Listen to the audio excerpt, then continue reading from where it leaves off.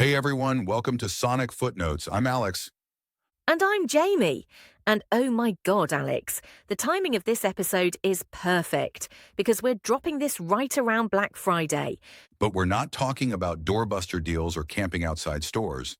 We're diving into 8 songs that all share Black Friday in their title or lyrics. And the journey is wild. Wait, 8 songs about Black Friday? From when? From 1975 to 2023. We're going from a 19th century financial crash to modern anxiety, from thrash metal assassins to hip-hop's greatest lyrical battles. And there's an insane coincidence in 2015 we need to talk about.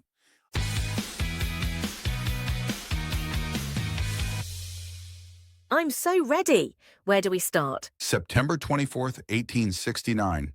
Wall Street, the day that gave Black Friday its name. Okay, 1869. That's way before shopping madness. What happened? 2 corrupt speculators, Jay Gould and James Fisk, tried to corner the gold market. They bought massive amounts of gold, drove the price sky high. But President Ulysses S. Grant caught on. What did he do? The government dumps $4 million of gold onto the market. The price crashes instantly. Fortunes evaporated. That became the first Black Friday.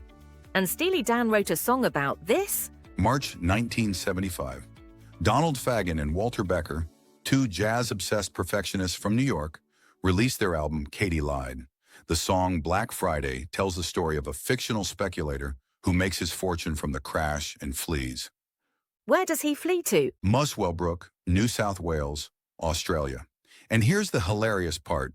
Fagan later admitted they literally looked at a map, found the place furthest from Los Angeles, and picked it because it rhymed with book. That's so Steely Dan. But how was the recording process? Chaotic. They used the legendary Wrecking Crew session musicians, Larry Carlton on guitar. They were early adopters of digital recording technology, but there was a catastrophe. What happened? A DBX noise reduction system malfunctioned during mixing. Elliot Shiner handled the mix, but Fagen and Becker thought the entire album was ruined. Even though it went gold, they never listened to the finished product. They never listened to their own album? Never. They were that perfectionist. The song hit number 37 on Billboard, but they told Rolling Stone they were sarcastically moving into social protest songs now.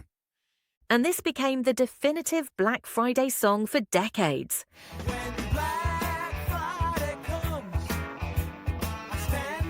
Before shopping, before anything, this was it. Financial ruin captured in jazz rock. But darkness was about to take a much more violent turn.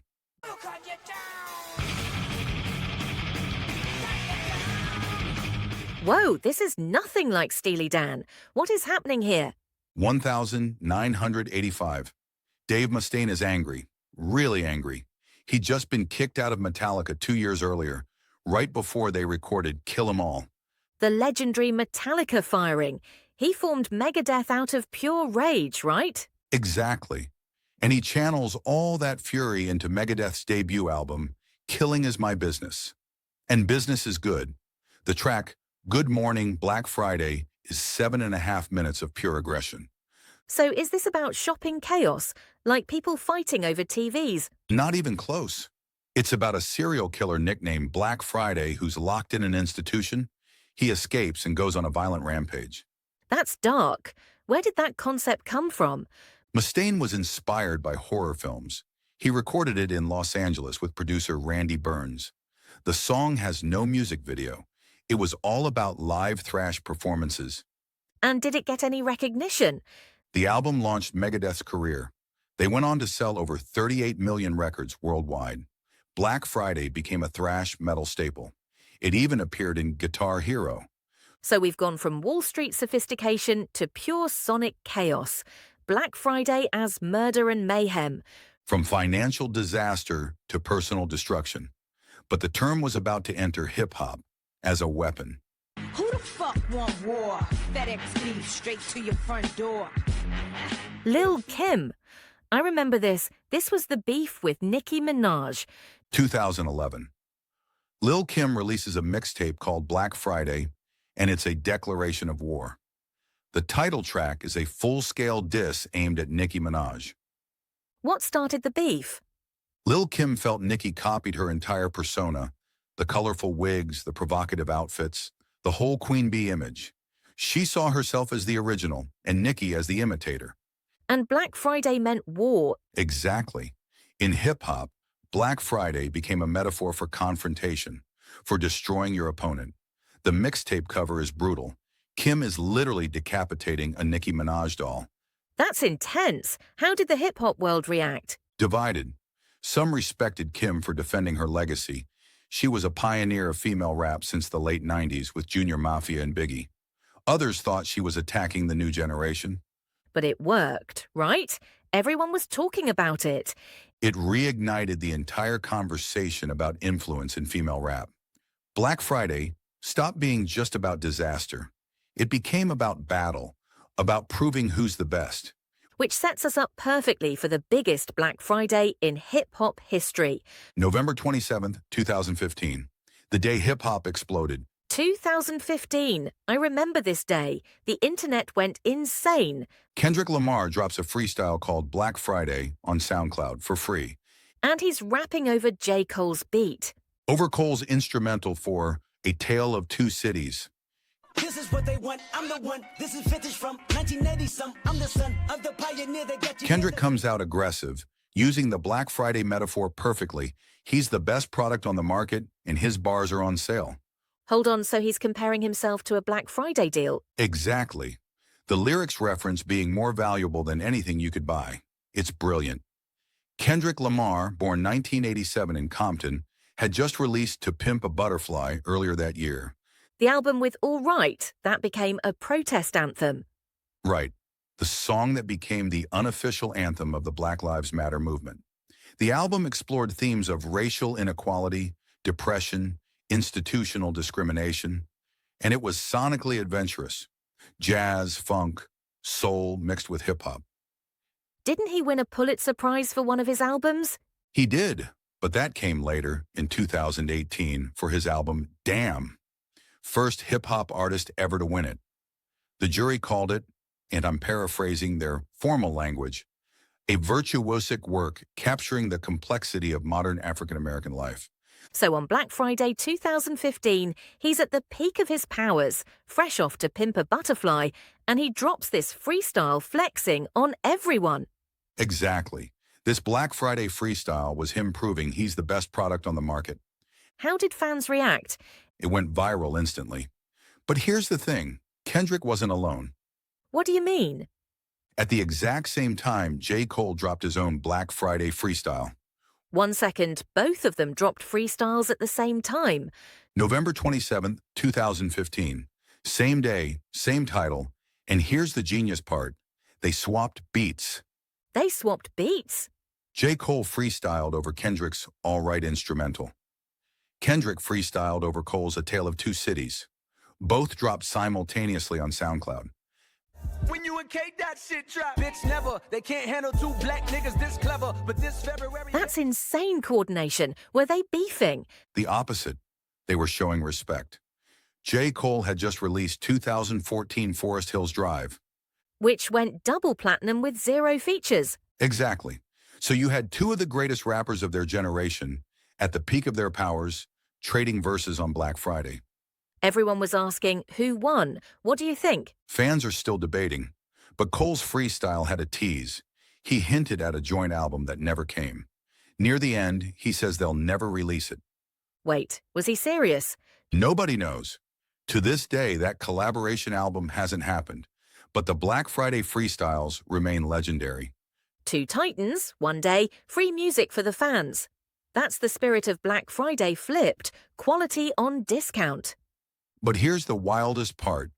They weren't the only major artists who dropped something on November 27th, 2015. What? Who else?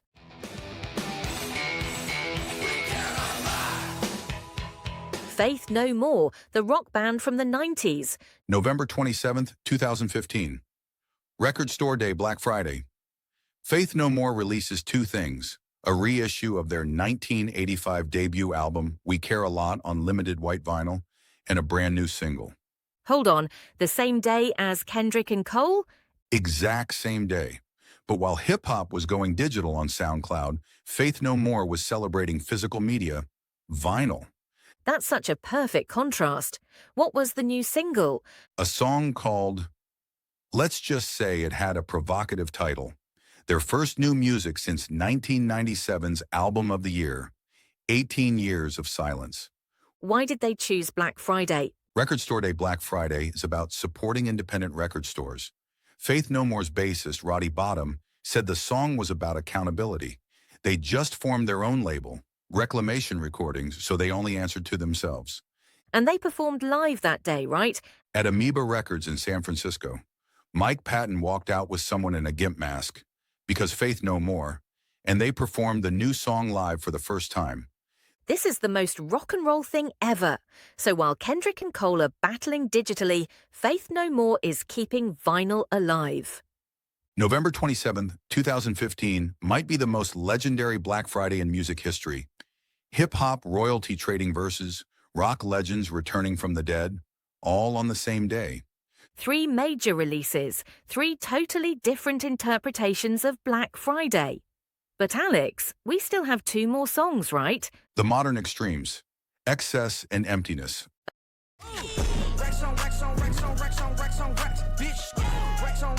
Okay, I hear Spend It Like It's Black Friday in there. This is about actual shopping. February 2019. Lil Pump releases Racks on his album Harvard Dropout. And this is Black Friday as pure consumerism.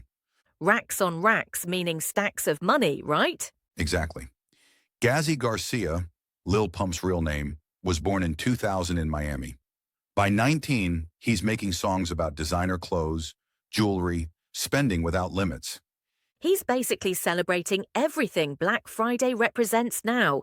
Totally. Produced by Diablo, recorded in Los Angeles. The music video has luxury cars, excess everywhere. The song went viral on TikTok during Black Friday 2019. But isn't this controversial? The materialism? Absolutely. Critics see it as emblematic of modern rap's obsession with wealth and status. But Lil Pump's fans see it as aspirational, as celebration. From Steely Dan's cautionary tale about greed destroying lives to Lil Pump celebrating spending like there's no tomorrow, it's a complete reversal. Black Friday went from warning to aspiration. But there's one more perspective we need to hear. What's that? The emptiness underneath all the shopping. Wanna go hard, wanna have... Oh wow, this is beautiful but so sad. What's the story here? November 23, 2022. British singer-songwriter Tom Odell writes Black Friday on his 32nd birthday, one day before actual Black Friday. What's the song about? Anxiety, self-doubt, depression. He uses Black Friday as a metaphor for the darkness inside him. The lyrics talk about wanting a better body, wanting to be perfect, comparing himself to others. That's so vulnerable. He recorded it in his home studio in East London with producer Laurie Blunden, sitting on his couch with just an acoustic guitar. He said he was inspired by Kurt Cobain's raw recording style. Emotionally immediate, unpolished. And people connected with it. It went viral on TikTok during Black Friday 2023. People used it to soundtrack their own struggles with mental health and self-image. Wasn't it featured in a TV show? Netflix's Heartstopper, in a scene where a character enters an eating disorder clinic. The placement was devastating and perfect. And it got nominated for an award, right? Ivor Novello Award, Best Song Musically and Lyrically in 2024. From Wall Street crashes to personal emotional crashes, Black Friday transformed from external disaster to internal struggle. So we end where we started, with darkness. But this time it's not about money. It's about what money can't fix. The perfect ending to our journey. Alex, that was incredible. From 1869 to 2023, 8 songs, 8 completely different meanings. Financial crashes, thrash metal violence, hip-hop battles, rock comebacks, materialistic celebration, and emotional vulnerability. All under one name, Black Friday. And the fact that Kendrick, J. Cole, and Faith No More all dropped music on the same Black Friday in 2015. That's the kind of coincidence we live for. Music history converging on one day. If you loved this episode of Sonic Footnotes, make sure to follow us on YouTube, Spotify, Apple Podcasts, wherever you're listening, and leave us a review. It helps so much. And if you know other songs with wild coincidences or shared themes, hit us up on social media. We're always hunting for the next hidden connection. I'm Jamie. And I'm Alex. Thanks for listening to Sonic Footnotes. Until next time, keep discovering.